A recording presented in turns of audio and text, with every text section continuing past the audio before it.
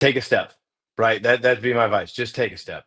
The prison being a prisoner of what I coulda, shoulda, will drive you crazy. And so you have to either decide I'm going to take a step and go this route, or I'm going to take a step and I'm going to stay right here.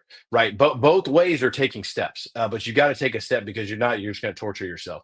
And so my advice to those entrepreneurs out there, do something, send an email, make a phone call, go into a store and see if they would sell your product. Just take a step rather than just pontificating, because doing that that's easy to do, right? And you're going to look up in 5 years is going to go by and 10 years is going to go by, or somebody's going to do it, right? And then you're going to be the guy that nobody believes when they sit there. We all have the friend that thinks they invented Uber, right? And you're like, sure. The difference is somebody did it.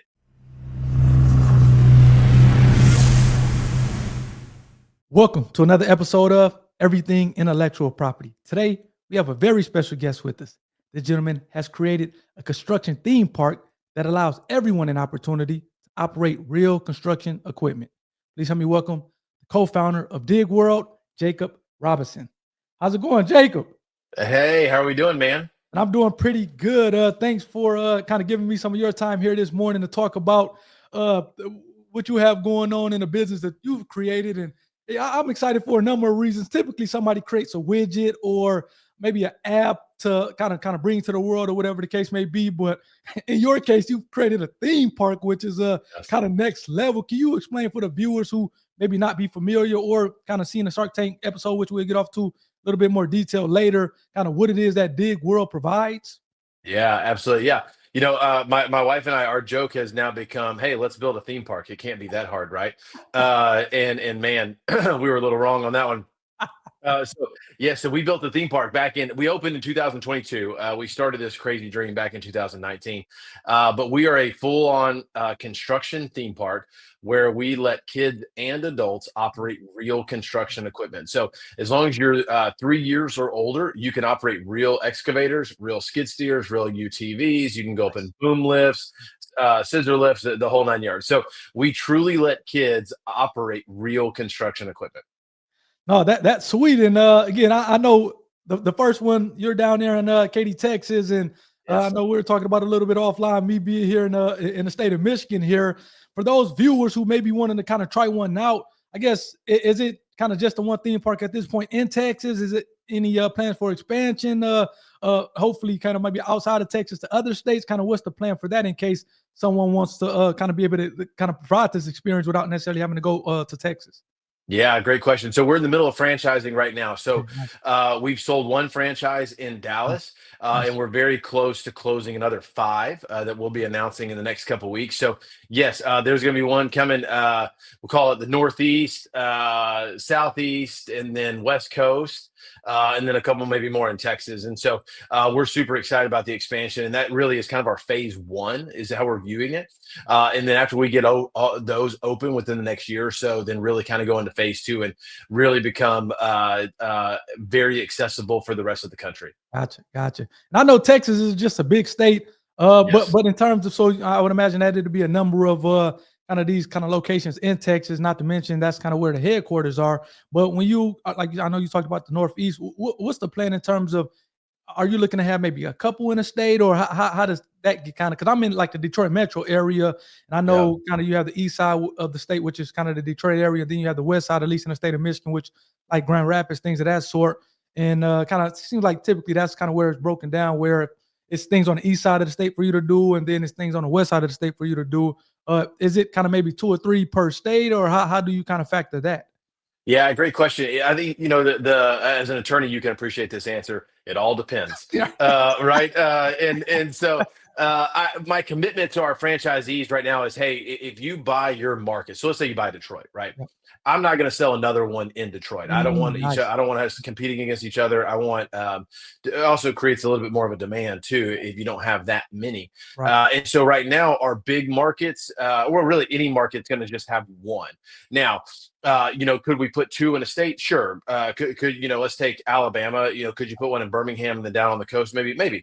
If it works, right? And so our commitment to franchisees is we're not going to put too many in your market or near you, but we potentially could put multiple in a state. Right. No, nice. Now that makes sense. So I mean, I had to ask you what actually goes in, and I kind of get off into the inspiration because the inspiration for it is next level in my opinion as well. But what actually goes in to say, okay, let's kind of do a theme park? Like I said, it seems like maybe the manufacturing may be kind of difficult when you're building a widget or whatever the case may be, or if you're kind of building an app, then you may have to deal with some software and things like that. But and again, from just your background, I understand you're an entrepreneur, so you're kind of used to figuring this stuff out. But like, where do you start at when you say, okay, I want to build a theme park? Because that seems like I Yes. said, next level. Yeah, I think as any venture, right? Any startup, whether it be a customer service facing business, a widget, whatever it may be, it's nothing but trial and error and falling on your face, right? When you're first starting out, whether you bring on consultants and then all of a sudden, 6 months later, you're like, why did we hire those guys? Or right, you may hire consultants. And go, man, if we didn't hire those guys, we would have been, super messed up. So I think when we started, it really was trying to put the right people in the room, right? I think that's one of the things that I can bring to the table is, hey, let's go find the right people. Let's put them around the table, and then we can go from there. And yes, some of those people are still with us. Some of those people are not with us. That either time came and went, or really they added such significant value that we needed them around, 3-4 years later. Right. But especially in the theme park, as in any business, it is constant evolving, right? If you've ever seen the movie The Greatest Showman, right? They talk about, said, if you haven't been to the circus lately, you haven't been to the circus. And the idea is you constantly have to be evolving, right? To create customer demand to come back. If I sell, not that it's easy, but if I sell polos, for example, or Yep. shirts, right? I can make a couple new designs, whatever it may be, but your market pool is so massive Yep. that you could have one, maybe 5 SKUs of a shirt and do very well. Right. Again, I'm not saying that selling shirts is easy, but a theme park, if I want somebody to come back 2, 3, 4 times, I've either got to create something so amazing that they want to do that, or I've got to create variety, or both. And so, Yep. I mean, even this morning before we hopped on, I've got my notepad over here, and I'm going through every aspect of our park. How can we tweak it? How can we change it? How can we increase customer experience? And so, really, when we started out, it was saying, hey, what does it take to build a theme park? Who are those people? Because I didn't come from this space. I knew nothing about this space, Yep. right? I'm still learning about this space. I was not a lifer in it. I didn't always want to be in the theme park space. I didn't study it in college. I didn't go intern at Disney. I knew absolutely nothing. And so we really had to figure out everything. Now, a lot of those came at costly, expensive mistakes that we took it on the chin. But then some of them, I think I tell entrepreneurs a lot of time, when you don't come from the space, sometimes that can be your greatest Yep. advantage. For sure. I don't see things the way that I'm supposed to see things, then I can have a lot more creativity around it. So, and sometimes that's worked out. Sometimes it's bit us in the rear end. But that's really, when we started, it was all hands on deck. Hey, you know anything about theme parks? Cool, we'll listen. So we were all over the place. No, and that's actually a very great point. I have a 7-year-old daughter, and it seems like we go to Dave and Buster's often. And as you talked about it, have you been to Dave and Buster's lately? If you haven't been to Dave and Buster's lately, Right. you haven't been to Dave and Buster's, or just kind of that can apply to many Right. things. And I've just noticed even at a place like Dave and Buster's, things changing here or there, or kind of going to another maybe kind of outdoor activity facility or whatever the case may be. Just kind of over the years, kind of they're adding things, they're tweaking things as you mentioned, and that makes sense to kind of keep that kind of fresh perspective, or have the customers keep coming back to say, okay, well, we went there 10 times, but we haven't tried that new thing that they just added, or that kind of That's tweak right. that they just added over there. So that makes a lot of sense at that point. So what was kind of going back to the inspiration? What was the inspiration for a theme park? Again, I understand that you're an entrepreneur, so you've kind of did some things previously, but like you said, you didn't necessarily have the experience in theme parks per se. So what made you say, okay, I'm going to get off into this? Yeah. To quote my wife from yesterday, lovingly put her hand on my shoulder and goes, you are just wired oddly. Right. That And could be a so, good thing. That and, could be a good thing. and that's right. And praise the Lord for it. But I'm wired oddly, in that regard. Now, how did we get here? Right. So I had a commercial cleaning company that we were running. That I started that in 2015, and really that's what I did. That was really the whole focus. We started that, launched it, had offices across the state, and then in 2017, our lives changed. So I have 3 amazing kids: a 9-year-old, a 5-year-old, and a 1.5-year-old. So if you're listening to this, pray for us, because we're in that 1.5. I looked at him this morning. and my wife had walked out of the kitchen, and I walked out, and I walked out, and I go, he has yogurt everywhere on him, all over his face and his clothes. So anyway, so we're in that 1.5 phase. So those of you listening, you can pray for us in my sanity. But my 9-year-old, so my 9-year-old is the inspiration behind the park. So Pierce was born in 2015, a happy, healthy baby boy. Life progressed just fine, just normally, as raising a little baby boy. And then in February of 2017, on a Saturday morning, my wife went into his room and found him unconscious in his crib. We rushed him to the hospital. We spent 75 days in that hospital, where we learned he contracted bacterial meningitis. He spent 12 of those days in a medically induced coma. He wasn't supposed to make it the first 48 hours, but the Lord had different plans, and here we are. But leaving the hospital, we left with a profoundly different boy. Pierce is profoundly deaf in both ears. He's epileptic. He has about 100 seizures a day. He's nonverbal. I have not heard him talk since 2017. Wow. He's in a wheelchair and a lower IQ capacity for sure. But like I mentioned on the show, he is the happiest little boy you're ever going to meet. I got him out of his bed this morning. The dude just starts his day by laughing and smiling at you. He's just happy to see you. And he sees the world. I tell people all the time, he sees the world the way that we're supposed to see the world. He doesn't see race. He doesn't see gender. He doesn't see money. He doesn't care how much you have, how much you don't have. Really is, are you intentional with him and hang out with him? You've got a friend for life. And so we really wanted to create something that brought people together. We learned the value of family and friends and community during that time. And so Pierce has always loved construction equipment, still does. Construction equipment, garbage trucks, dump trucks. The happiest day of his life is when the garbage men come by and we go out and wait on him. And so we said, hey, let's build a theme park where we can let kids operate construction equipment. Because listen, it can't be that hard, right? And so we set out on this crazy journey in 2019. And then we got hit with COVID. And so a lot of different things. Not only from the uniqueness of it was difficult to pitch, but then COVID happened. And so we finally got the park open in 2022. But my son is the inspiration behind the park, the inspiration behind most things that I do on a day-to-day basis. But he really is the driver behind Dig World. No, man. And that's, hey, you're talking about, everyone says they love their kids. And again, I understand that, things come, happen, and we have to be there for our kids, or maybe vice versa for that matter. During kind of sickness and things like that, and kind of like you said, praise God that things kind of got better, and he's still able to be here. But then I think, in my opinion, it's another level to say, hey, I love my kids so much that I'm willing to literally do anything, build this theme park such that he is happy. Which, like I said, I think that's another type of love, or I won't say another type of love, but that's next level. When you're talking about really kind of loving and kind of willing to do anything for your kids. I want to ask you this. So I know everything kind of was started based on Pierce. How often do you guys get a chance or does he get a chance, I should say, to actually go to the theme park and kind of operate the equipment, since he loves it so much? Yeah. I would imagine that you're running the day-to-day, so you're kind of all over the place. That's right. No, honestly, quite often. We went up there yesterday during the day. Unfortunately, we have a great team, so I try not to go up there on Sundays too much. But we loaded everybody up, went up there, and the staff loves seeing him, and they've grown to know him and love him, and he loves being up there. And he's just happy. He's happy when we pull into the parking lot. He's happy. It's so interesting. Brain injuries are so interesting, and awful, and all of the above. But one of the things that stuck with him is he has the ability to recall logos very well. Really? Some of his favorite logos: Chick-fil-A, Cane's, the important logos in life. But for whatever reason, this Dig World logo, he loves our logo. So whenever he sees it on my shirt or in the park, he just grabs it. He's got to grab it, and he wants to pull it in. And so it's something that makes my heart very happy. But he gets to go up there quite a bit. And now, like I said, my daughter, she loves it.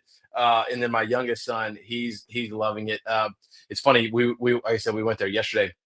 And we're like a normal theme park. We make you leave through the retail shop, right? Obviously. And so he was in there looking at all the toys. And man, I became one of those parents that had a kid crying and screaming on the way out because I wouldn't get him a toy. And so we've now entered into that phase with him. But everybody loves it. We get to go up there often. Look, and it's funny on one end to see that, hey, Dad won't get me a toy from a theme park that he owns. That has to be the most like ironic thing in the world. That's right. Say, hey, you own a place. I should just be able to get anything I want. That's exactly right. That's exactly right. Hey, nothing free over here. Somebody's got to pay for it. If it's me, we may just pass. Right. No, exactly. Exactly. So, and I understand that you actually sold the commercial cleaning company. Do you think, or was that maybe selling of that commercial cleaning company that you had started? Or was that really kind of the focus on this, or was that kind of something that was kind of winding down anyway? Both. I think both. So when we started the cleaning company, we always had a vision of trying to sell it to a Gotcha. bigger Gotcha. company. Yep. That was the strategy behind it.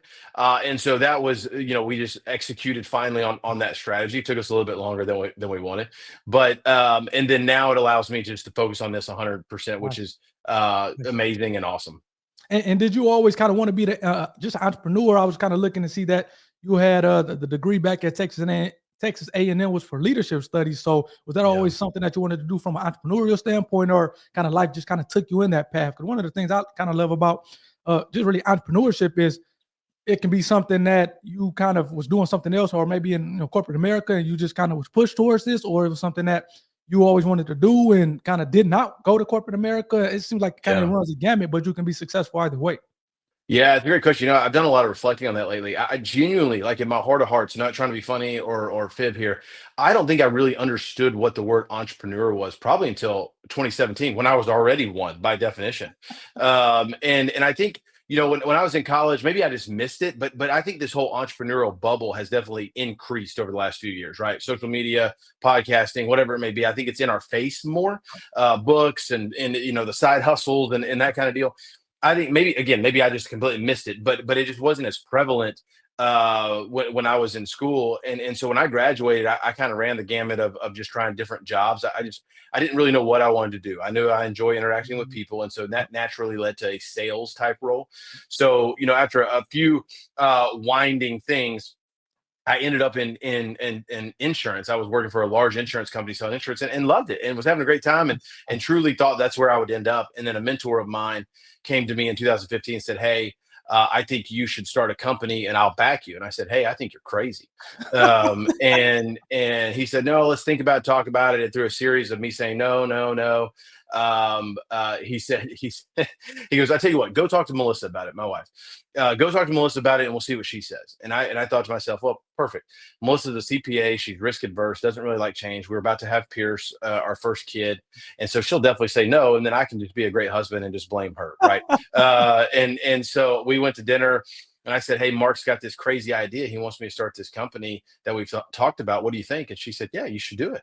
And I was like, "Dead gummit, you're crazy," And so I reluctantly got into this entrepreneurial journey, and now have really felt like this is how I was designed and wired and gifted, and so I've enjoyed sitting in this space.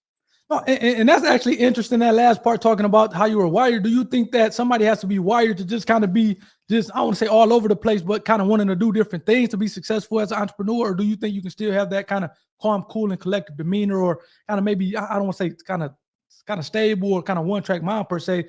Do you think that person can also be successful in entrepreneurship? Because like I said, it seems like entrepreneurs can run a gamut between like the Yeah. personality profiles and things like that. Yeah, honestly, there's a lot of days that I wish I was wired that way. I think sometimes those can make more successful entrepreneurs, right? I think you see me, and I'm really good. I tell people I'm good at getting things from 0 to 1, right? I'm good at taking a crazy concept, getting it off the ground, and then after that, I'm like, I don't know, y'all are probably better at running it than I am, right? And you're wired and giftedness and all this kind of stuff. And I wish there was days where I'm like, you know what? I am just one track. That's all I eat, sleep, and breathe is just this one thing, and I'm going to execute on it greatly, right? That's the Michael Dells of the world, the Steve Jobs of the world, right? Like those guys are entrepreneurs. I think we just see because they run the biggest companies in the world that we forget to call them entrepreneurs. Those guys are and were entrepreneurs, and they were just so laser focused on one thing that they created Apple. I mean, Mm. my heavens, and you really don't get a better entrepreneurial journey than that. Rather than you got me, who's here, there, everywhere, all of the above. And so really I'm trying my hardest. My one of my goals this year is to just become diabolically focused on one thing and do that well. And so anyways, yes, I think you could be both. I think you could be successful at both if you're wired either way. And so I would highly encourage, if you're listening to this, you're going, well, I'm not crazy enough to go do X, Y, and Z. Hey, that's fine. Hey, there's still listen. Let's keep making fun of them. Let's talk about CPAs, right? Just because I'm married to one. There are people that have wildly successful CPA firms that started from nothing, that are entrepreneurs by definition, Yeah. and they're CPAs.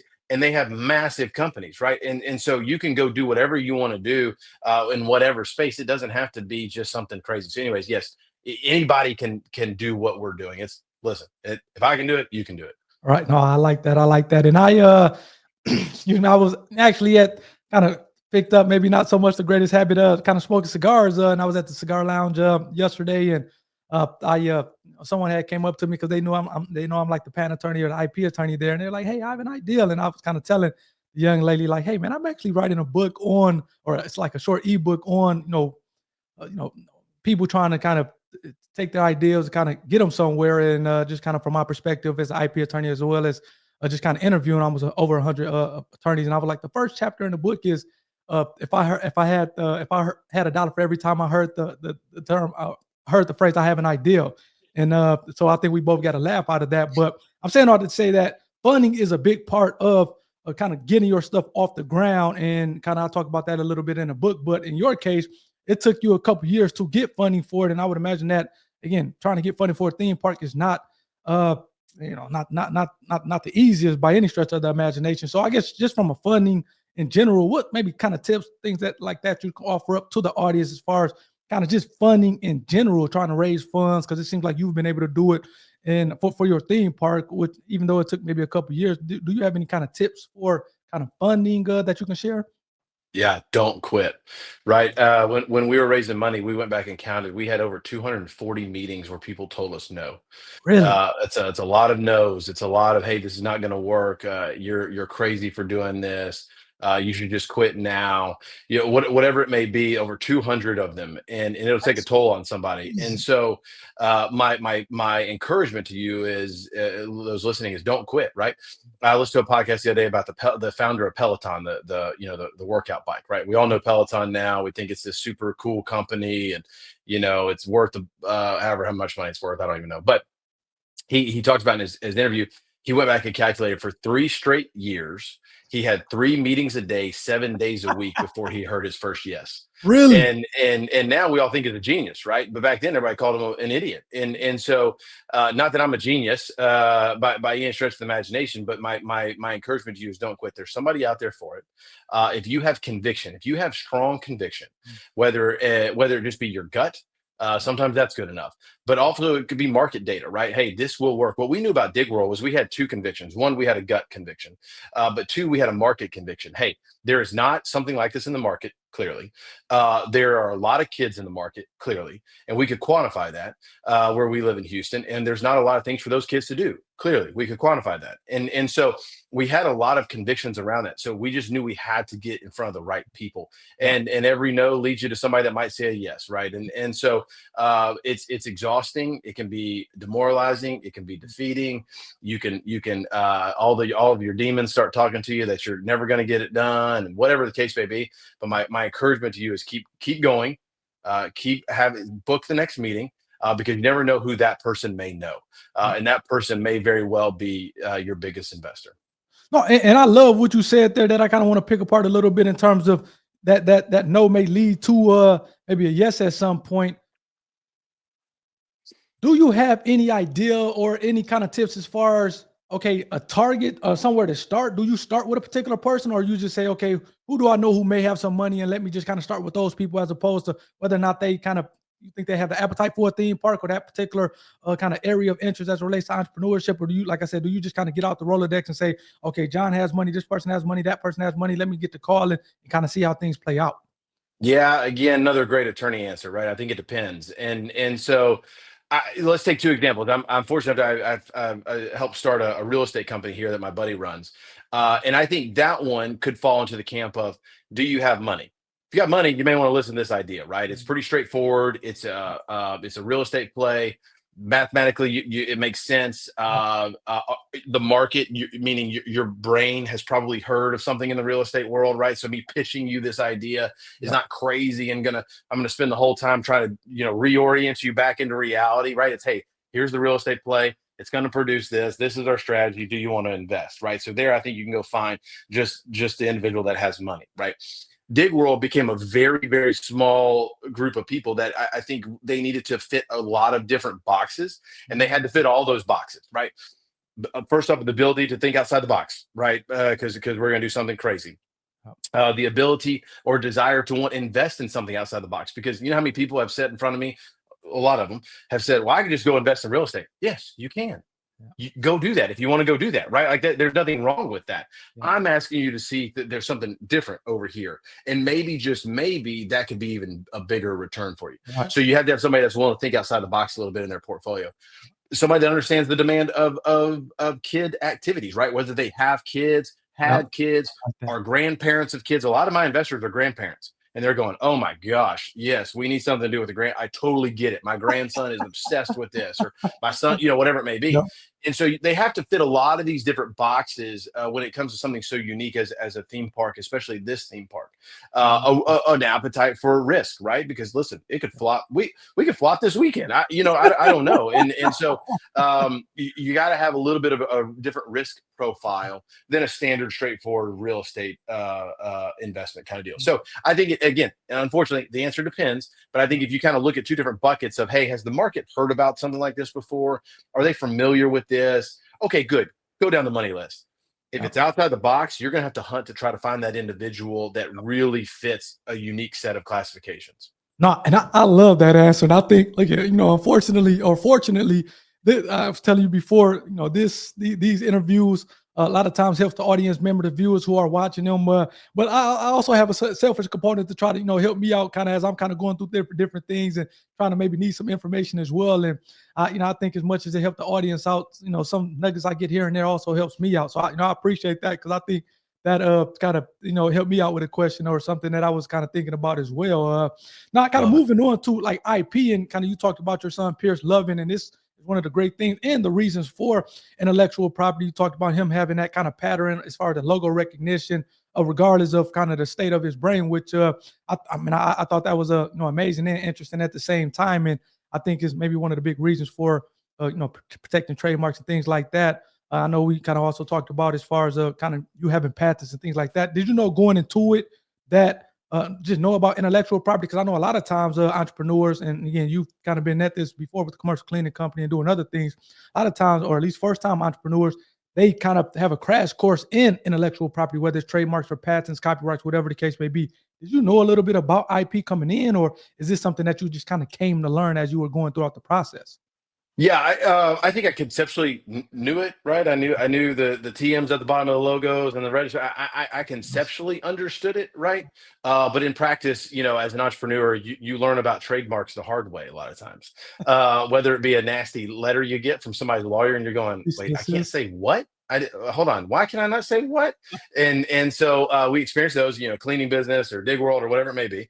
And then all the way to somebody posting something, you're going, I didn't post that. That's not us. You can't do that. And right. So I think you learn about it. There's nothing. It's funny when I started my first company. I sat down with our insurance agent at the time, and I go, "You want me to pay how much per year for insurance?" He goes, "Hey, listen. Here's the deal. There's going to come a time where you're super thankful for me Yep. and super thankful for how much you're paying." And that's true. And that's very true. And so now when he shows me my premiums, I joke with him and I kind of gripe and, whatever it may be. But at the end of the day, I know I'm going to sign up for it Right, because right. I respect it, appreciate it, know it. I feel the same way about a good attorney. I feel the same way about a good patent and trademark attorney, right? I maybe at the beginning was like, is this necessary? Do I have to file all this? Do I got to pay this? Do I got to do that? Yes. Because at the end of the day, right, for a whole host of reasons for us specifically, one, copycats, stealing the ideas or the technology or whatever it may be. But then two, as we franchise, right now, it falls into the camp of protecting my franchisees. Yep. It's not just me. Well, I guess what's interesting it's protecting me and my franchisees, but also it's protecting me from my franchisees sometimes, right? And so it's a phenomenal mechanism, but also there's value in it, right? There's value in this brand now. There's value in the way that looks, what it says. There's value in different materials that we have that we print on shirts and sell those. And so I've received a crash course in numerous ways in patent and trademark law and IP law, and have come to kind of put it in that insurance bucket now, where I go, man, I may kick and scream every now and then, but at the end of the day, I know I need it and I know I want it and I've got to have it, kind of deal. Yeah, for sure. And I actually love that analogy of it. I'm not for sure if you're familiar with, I'm not sure they have some locations in Texas, but Bigby Coffee, the co-founder, Mike McFall, I had him on a podcast maybe a year and a half or so ago. And, they're doing like $200 million annual revenue. Again, they're selling coffee.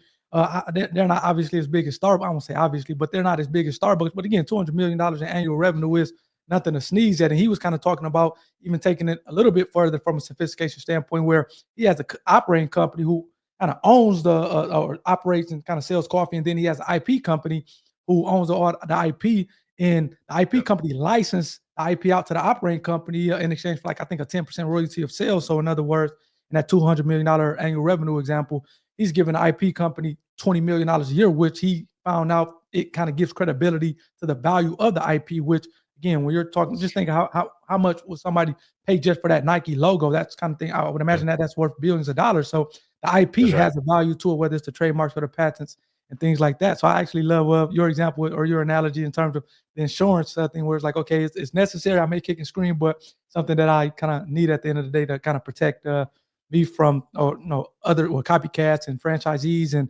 other people. So that's pretty cool. And then I guess you were going to say something. Well, and I'll say even going one step further too, I think it's, a nod to you. I think it's good for having the right people on your team, right? Because as an entrepreneur, the number one, or not number one of the best tools that I have in my toolbox is who I can call when things happen. Yep. Right. And not only knowing that it's going to be handled well, it's going to be handled accurately, and frankly, that we're going to win. Yep. And so, whether it be an incident at the park, boom, I'll call my insurance agent. Hey man, this just happened. Yeah, I got you, dude. I got it. I got 7 days a week, 24/7.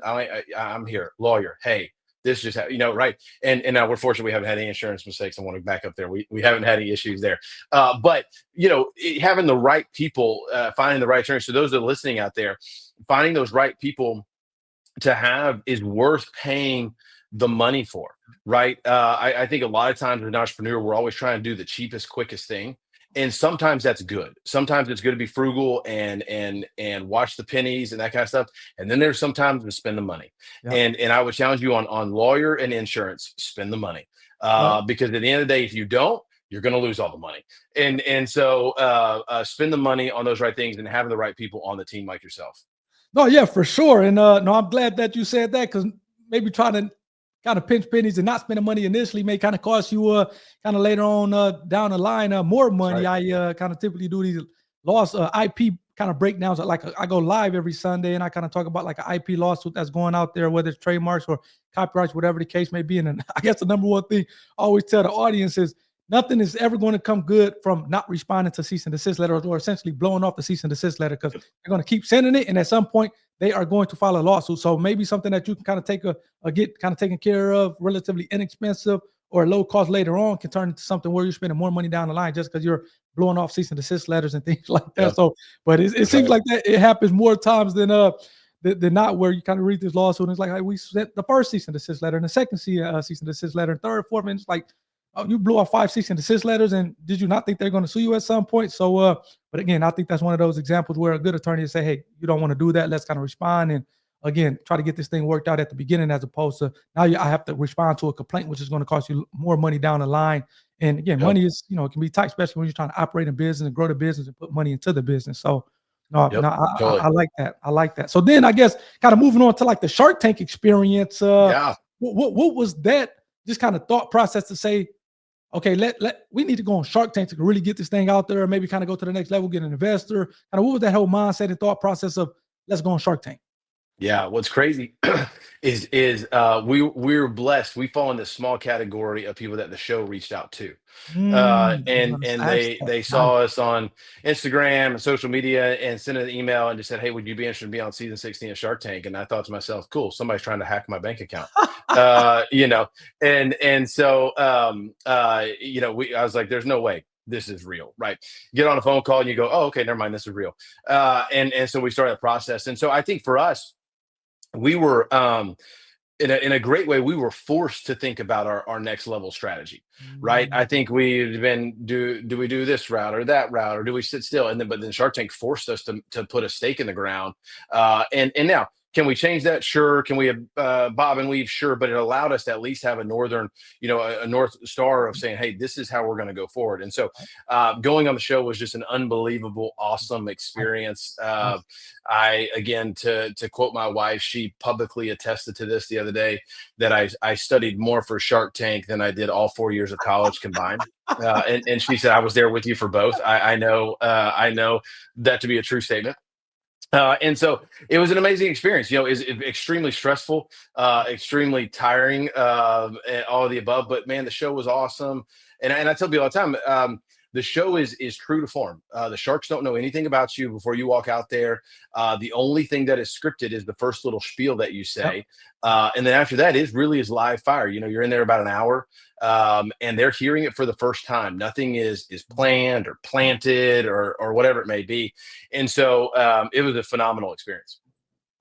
No, and I was going to say, I know part of the show as I kind of do these Shark Tank reaction videos, and actually I'm like the maybe unofficial podcast of personal Shark Tank. I was actually at the Shark Tank reunion conference down in Tampa in January of this year, kind of meeting all the past Shark Tank guests, and a lot of which I've interviewed already, but getting a chance to meet new folks from maybe season 9 or season 10 or 14. So that was really cool. But one of the things, as I was kind of doing this reaction video, is kind of the $24.99, which seems like some of the sharks thought it was cheap, and I thought it was cheap because I go to, like you said, some of these other parks or go to these arcades, and I can easily spend $50 just on getting in or kind of just enjoying the activities. So when I heard $24.99, I'm like, man, that's definitely a cost. It's a reasonable cost, especially for a family. Is that something that since then you're like, okay, let me try to up that, or you're like, okay, we're just still going to hold tight, even though some of the sharks and experts think that it's maybe a little lower?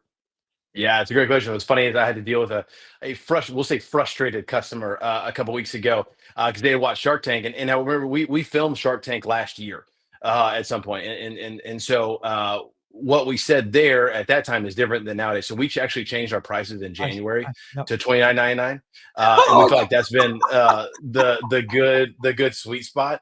And so when a lady came to me and she goes, you raised your prices. You said on Shark Tank. I said, I did say that on Shark Tank. You are correct.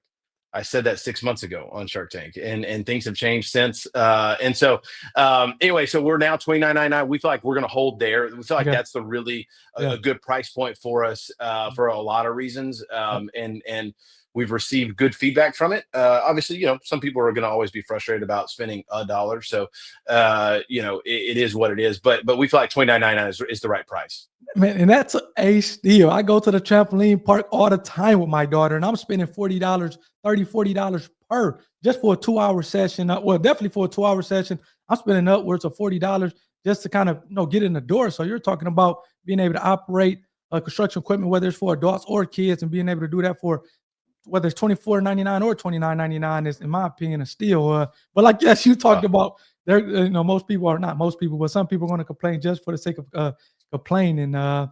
That's right. That's interesting. So another interesting part that I thought you said the preparation for it. It seems like a lot of guests that I've kind of interviewed, they seem like, hey man, they prepare for that thing like their life depending on it. And it seems like it kind of worked out in your case. Another, I guess, an interesting part of that pitch is when they were kind of maybe talking about, okay, whether or not they get ownership in like the first dig world as opposed to the kind of the upside with the kind of franchisee or corporate parks that you're going to come out with in the future. Is that something that you kind of hesitated on? Because it seems like in the show it was like, okay, maybe Robert asked a question and you kind of maybe agreed to it, but kind of in real time, was that something that you kind of really went back and forth with yourself on, or whether or not you want to include that first park in kind of the deal with kind of that you're kind of giving to the Sharks? Yeah, it's a good question. We knew going in that would be our biggest issue, right? We knew the product worked. I mean, obviously, if they resonated with, I mean, the business was working, we were making money. You can't hammer me for those kind of things, right? We're not a start, like we've been around. So there were a lot of things that a lot of companies, get hammered for by Mr. Wonderful, whatever, that we knew we were going to be able to bypass. Yeah. The one that we were worried about or knew going in was that when I was going in, I was raising money strictly for what we call our corporate entity, right? That owns the franchises. Yep. The show did some editing where it looked a little bit maybe more dramatic than it was inside the room. But when we finally all got on the same page, that we were asking for money in the corporate entity. I'll say this, it was better received in reality than it looked possibly edited. I got you. And so we knew we would then be negotiating a little bit on our current parks equity. And I so got a lot of individuals go in saying, man, I don't want to go above X%. And we had that number too. you. Yep. Robert was gracious enough to give me exactly what I wanted in the corporate entity, and Nice. then wanted equity in our park in Katy. And so what he and I went back and forth on, that the show condensed to a split second, was he got 10% of my general partnership equity in the deal. Okay. And so we actually didn't dilute any of our current investors so we were excited about that. Nice. And so the back and forth became about where the 10% came from.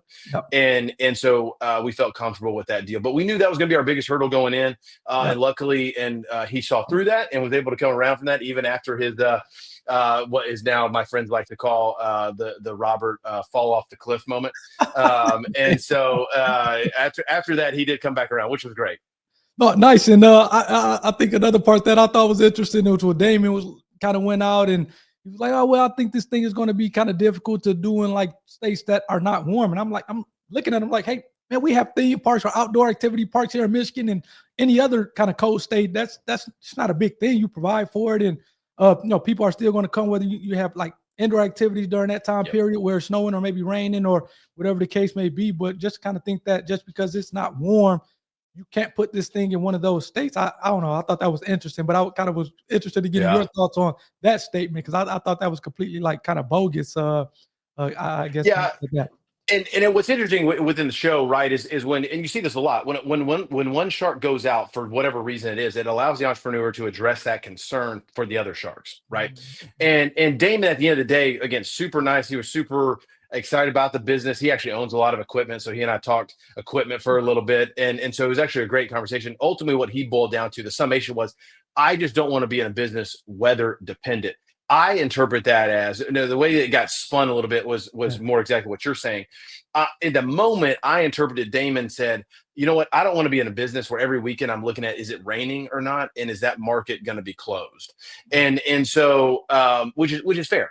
Yep. What his out allowed me to do was explain our business model for the sharks of, hey, we do have a model where you can put it indoor. We do have a model where it can be indoor, outdoor, and we do have the outdoor model. And so it allowed me to address those concerns, which he responded well to, still held his answer at a no, but it allowed, I think, to take that objection away for the other sharks. And so in a way, I was actually not thankful. I mean, I would have enjoyed working with Damon, but thankful for that opportunity to address, oh, by the way, here's how we're going to overcome that kind of deal. Because to your point, they do have theme parks all around the country. So somebody's figured something out kind of deal.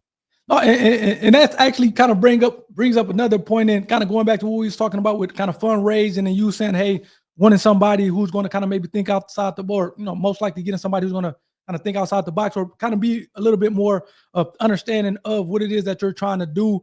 And it seems like obviously Robert was one of those people. It seems like Mr. Wonderful. He can, as long as it's making money, it seems like he can kind of be cool with getting in things. But kind of going into it, did you have an idea of kind of what person you're going to hopefully do a deal with, whether it was Robert or Mr. Wonderful or kind of Mark? Because again, I know when I do these reaction videos, just kind of based on that, like you said, that scripted initial portion, I can probably understand, okay, who's likely to do a deal. I know Barbara typically doesn't do anything that's technology related, and a lot of times some of the sharks, if scalability is not there, they won't do a deal. And but did you have an idea of who was probably going to be a partner likely at the end?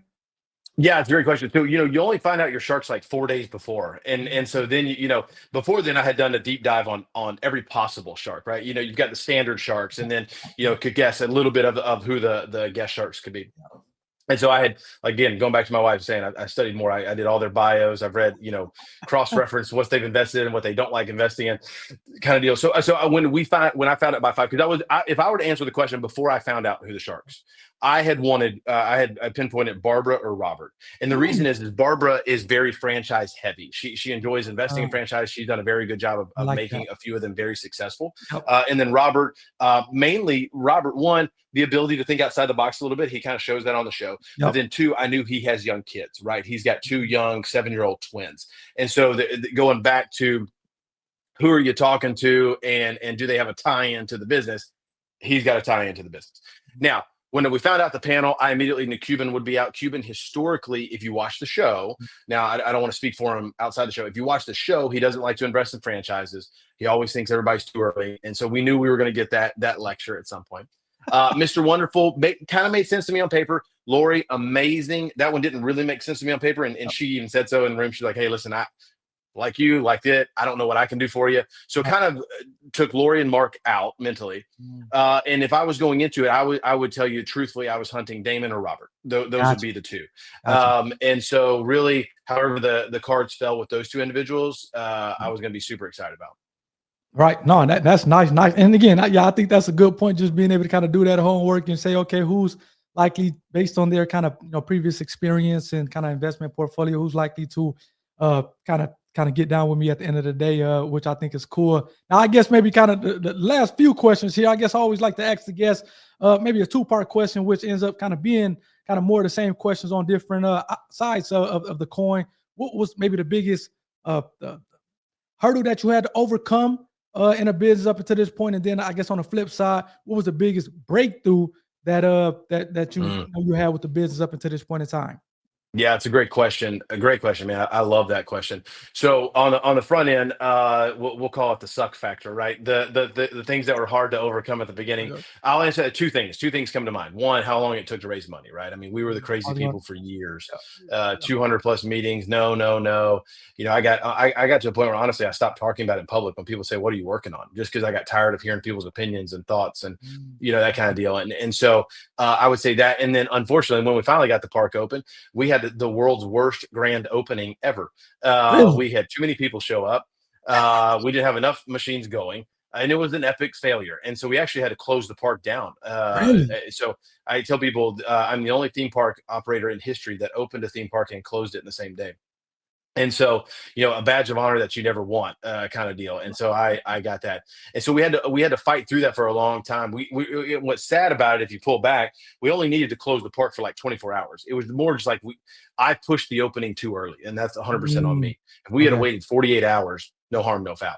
The problem is, though, the media and the news picked up that Dig World opened and Dig World closed. And so for a long time, we fought the perception. We'd run into people and go, man, I'm so bummed that thing's not open. I'm like, we've been open for a year and a half. You should come, kind of thing. And so the population thought we were closed because they only saw that last headline. Yeah. So I would say that was the hardest part at the beginning, were those two things. And then to answer your question, the biggest breakthrough last March, we were just putzing along, doing our thing. March is always a big month for us because spring break and Houston, kind of talking about the weather, it kind of gets warmer again. Everybody comes out from their January, February hibernation, if you will. And we had an influencer come to us and say, hey, I want to do a video on the park, but it's going to cost $600. And I remember thinking, I don't want to spend $600. I don't know. That just doesn't seem wise. And finally talking to our manager at the time and really thinking through it, he felt pretty strongly about it. And I said, fine, do the $600, do the video. And they posted the video, and within 24 hours, it had about 15 million views. Really? And then it's 50, it's millions and millions of minutes. But that was the video that Shark Tank saw. And that's what got us on the show. And so our biggest breakthrough was that $600 video that we did last March, that I put, frankly, no value in inside the time. And so, but I think a lot of it was from history, right? Like we've been paying influencers, like you'd see a little pop or it kind of do well or whatever it may be. But my goodness, I mean, it just took off like wildfire. And so that'd be our biggest breakthrough. So do you think that, like you said, you dealt with influencers before? So did he just have a different audience that it resonated with, or what did you think was different? I don't know. We'd have to get Mark Zuckerberg on the call to figure out why it popped versus why it didn't pop. There was nothing new to it. Like they had a good following, but not the biggest following that we've ever had at the park. Yeah. And so I honestly think it just hit the right cycle. Maybe it was before spring break and people started resharing. I mean, it got shared over like 5 million times within the first week. I mean, it's crazy. And so I think maybe a time of year, how it got shared. Listen, at this point now we're out of my area of expertise and I'm speculating, but I have no idea why it did, but praise the Lord, it did. No, and actually that may be a good thing. Like you said, with the whole timing of the year, I know it was a water park that did some renovations and they just recently reopened. And I think maybe late March, and it, like you said, around spring break time here in Michigan. And I actually saw the posted on Facebook and I'm like, oh, that looks interesting. And it was another water park down the road that we were used to going to, my daughter and I, and it seems like a lot of people end up going to that park as a result of that, which I think the fact that they did it at the right time, posted it at the right time of that they're kind of back open kind of around that spring break, seems like it kind of helped out a lot. So yeah, Yeah. timing seems like it was important in that case. And then I guess I'll leave you out on this. What advice would you give to aspiring entrepreneurs? You've had a crazy story, a crazy good story, I'll say. But for those who kind of maybe kind of playing this double dutch game, is do I get off into the entrepreneurship game? Because we all have Yeah. ideas. Like I said, the young Yep. lady came up to me yesterday and like, hey, I have an ideal, and it was kind of AI related. And again, I kind of gave her what I can give her as like an IP attorney, but told her, hey, you have to keep going to execute. But from your perspective, what advice would you give to aspiring entrepreneurs who kind of want to get off into this game, but they're kind of doing this kind of back and forth and kind of not knowing what's going to give them that kind of final push to kind of really say, okay, let's do it? Yeah. Take a step, right? That'd be my advice. Just take a step. The prison, being a prisoner of what I coulda, shoulda, will drive you crazy. And so you have to either decide, I'm going to take a step and go this route, or I'm going to take a step and I'm going to stay right here. Right. Both ways are taking steps, but you got to take a step, because you're just going to torture yourself. And so my advice to those entrepreneurs out there: do something, send an email, make a phone call, go into a store and see if they would sell your product. Just take a step rather than just pontificating, because doing that that's easy to do, right? And you're going to look up, and 5 years is going to go by, and 10 years is going to go by, or somebody's going to do it, right? And then you're going to be the guy that nobody believes when they sit there. We all have the friend that thinks they invented Uber, right? And you're like, sure. The difference is somebody did it, right? And so my challenge to you is do something, right? And again, even if it's, hey, listen, now is not the time for this dream.